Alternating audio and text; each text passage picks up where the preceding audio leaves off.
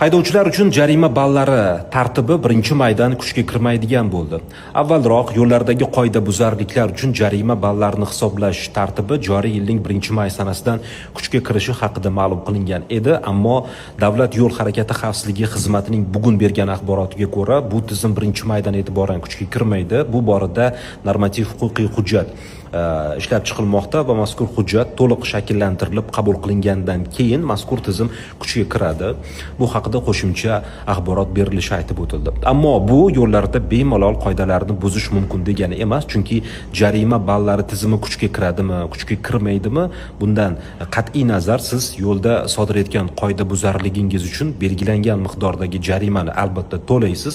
Ball tizimi bu sizni qanday haydovchi ekanligingizga baho beradigan va haydovchi sifatida sizni tarixingizni shakllantirib boradigan tizim hisoblanadi. Ya'ni siz 1 yil davomida 12 balldan, ya'ni jarima ballaringiz 12 balldan oshib ketadigan bo'lsa, aytib o'tilganidek 6 oygacha avtomashinani boshqarish huquqidan mahrum etilasiz. Shunday ekan, qoidalarni buzmaslik, ularga qat'iy rioya etish lozim. Bu videoni avtomashina boshqaradigan tanishingizga yuborib qo'ying.